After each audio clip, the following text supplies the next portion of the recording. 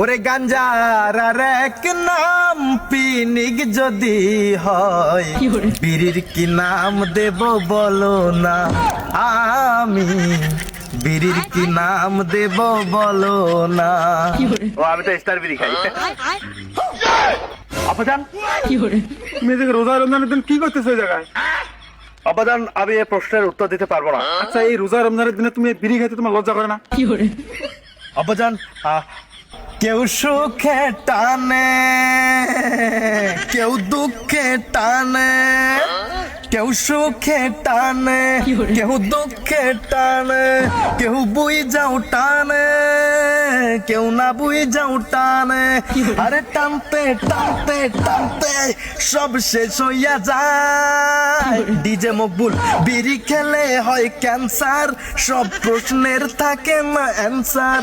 আরে বিড়ি খেলে হয় ক্যান্সার, সব প্রশ্নের থাকে না অ্যান্সার। আবার মাথাটা চক্কর দিল কেন? আমি তো এখন খাইনি। ও তুমি এত সুন্দর একটা দামরা বলা হয়, তুমি এই বিড়ি খাও রোজা রমজান দিনে? দামরা বলা বললেন, অপমানিত হলাম, কিন্তু সুন্দর বলার কারণে প্রশংসনীয় একটি প্রবাদ বাক্য আমাকে মুগ্ধ করেছে। আব্বাজান আসসালামু আলাইকুম। সে আমার লজ্জা লাগতেছে, তুমি আমার সওয়াল। আচ্ছা, তোমার যে আজ থেকে কত বছর আগে তোমার রোজা ফরজ হয়েছে তুমি কি জানো এটা? বাজানো ও আমার আব্বাজান, আপনি এটা কেমন কথা বললেন? আমার উপর রোজা ফরজ হয়েছে আরো অনেক আগের থেকে, কিন্তু আমার উপর যে ঠিক সেম ভাবে আরো একটা জিনিস ফরজ হয়েছে আরো অনেক আগে, সেটা প্রাপ্ত বয়স্ক হওয়ার পরে, কিন্তু আপনি সেটা চোখে দেখেন না। আপনি এই সিঙ্গেলের কষ্ট বোঝেন না। আব্বাজান অলরেডি মনে হয় আন্দাজ করতে পেরেছেন আমি কি বোঝাচ্ছি। আমার উপর যে এই রোজার মতো করে বিয়েটাও ফরজ হয়ে গেছে রে বাবা। আপনি এ নিয়ে কোনো কথা নাই, ব্যথা নাই, মাথা ব্যথা নাই, আপনি বলেন না কিছু। আব্বাজান আপনি রোজা নিয়ে যেমন করে যুক্তি দিয়ে কথা বললেন, ঠিক সেম ভাবে যদি আমার বিয়েটা নিয়ে কথা বলতেন রে বাবা, তাহলে আমি আজকে আপনার ছেলে হিসাবে নিজেকে প্রেগনেন্ট ফিল করতাম, গর্বিত ফিল করতাম। গভীর রজনীতে যখন সবাই সেহরি খাওয়ার জন্য ওঠে রে বাবা, তখন আমার ঘুম ভাঙে না।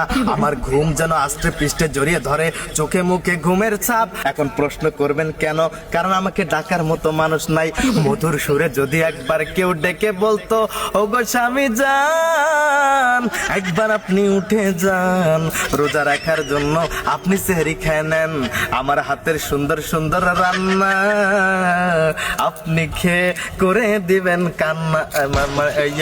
হ্যাঁ, এটা বলার মতো কেউ নাই। আর আমার এই কষ্টটা আপনি না দেখে আপনি রোজা নিয়ে টানাটানি করছেন রে বাবা। আমি নিজে জানি মুসলমানের ঘরের সন্তান হিসেবে আমার রোজা নামাজ ফরজ হয়ে গেছে, কিন্তু বিয়ে করাটাও যে ফরজ হয়ে গেছে প্রাপ্ত বয়স্ক হওয়ার পর, সেটা আপনি বাবা হিসেবে দেখেন না। তাই আমি একটা কথাই বলতে চাই, আমাকে এইসব জ্ঞান খবরদার দিতে আসবেন না। কেন যে মসজিদের মাকে প্রতিদিন ডাকাডাকি করে, আমি তোমাকে ডাকি, তোমার আম্মা তোমাকে ডাকে, এটা তোমার হয় না? তোমাকে বউ লাগবে, বউ ছাড়া কি রোজা রাখা যায় না? যায় না, যায় না, যায় না, যায় না, যায় না রে আব্বা জান, যায় না। রোজা তো রাখাই যায়, কিন্তু একটু কষ্ট হয়ে যায় আমার জন্য। আই বাজান রে, বউ যদি একটা থাকে, তার দিকে তাকিয়ে হলেও রোজারটা কষ্ট আর মনে হয় না। যখন ইফতারের সময় ঘনিয়ে আসে, তখন বউয়ের হাতে ঠান্ডা পানি সেই শরবত খাইতে কি যা মিষ্টি রে বাবা, কি মিষ্টি।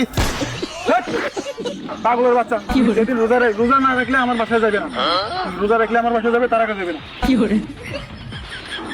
যাবো না, যাবো না, যাবো না। কিন্তু আপনি আমার কেমন বাবা, আপনি পুরো ওয়াজটা আমার শেষ করে গেলেন না। আপনি আমার একমাত্র বাবা, যে কিনা শীতের সময় থেকে আমার একজন ওয়ান অ্যান্ড অনলি ধৈর্যশীল শ্রোতা।